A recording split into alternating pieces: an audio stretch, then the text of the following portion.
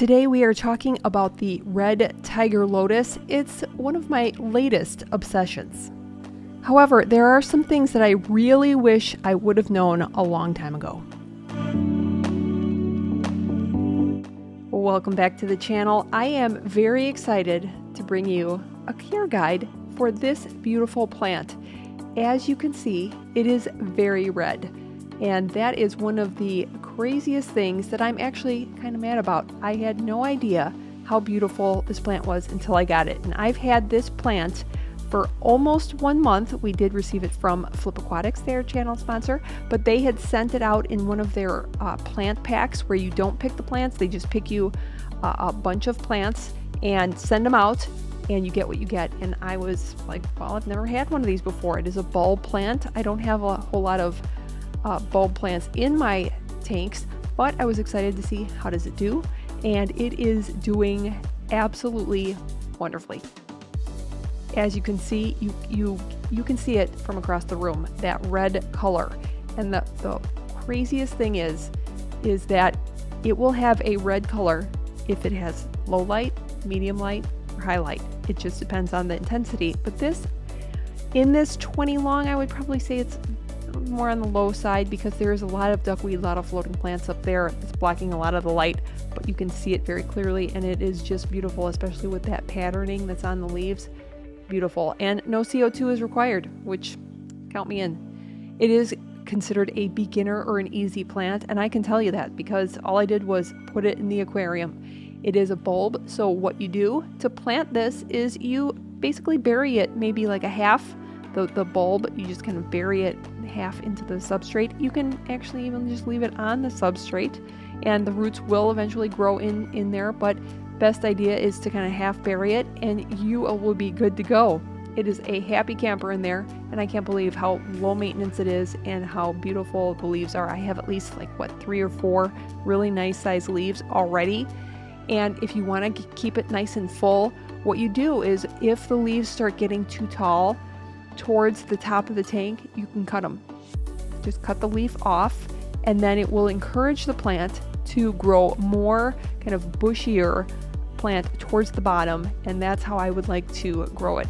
And the bigger this plant gets, the more leaves, the more compact it gets. It kind of takes up a nice visual space in your aquarium, so you could use it even in place of rocks or driftwood if you want to, if you're missing something, if you have a lot of maybe vertical interest, if you have a lot of Balsnary in the back, or Bacopa, something really linear, and you want some sort of mass in the front, in the medium, or in the mid area of your tank, this would be a great choice.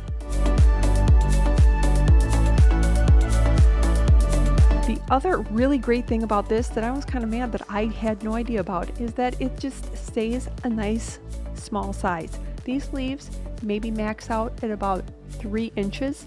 They stay pretty small, and it actually will flower if you let it reach the top of the water, which if you want to, it's totally up to you. You'll probably see these in ponds, but to keep the plant growing new leaves as opposed to just letting it put all of its energy into getting up to the surface, definitely want to trim those. But if you want to see it flower, let it grow to the top. I would say it's a very easy plant. Also, in regards to the temperatures, I think generally speaking, it's like mid 60s to mid 80s. And that will get you a nice, if you have a summer pond and you want to add something kind of fun, something kind of different, I would totally add some of these. It is definitely on my list to add more of these. I must have more of these, and spoiler alert, I think this red, pink, beautiful color would totally go very well with the green neon. Spoiler.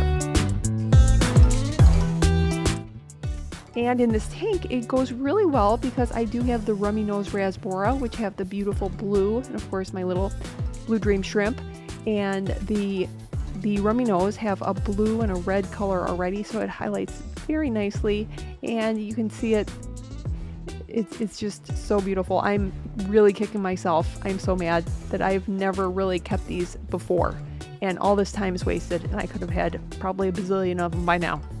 And the pH would also be 5 to 8. We run about 8 pH. We have a pretty hard water. It's doing great.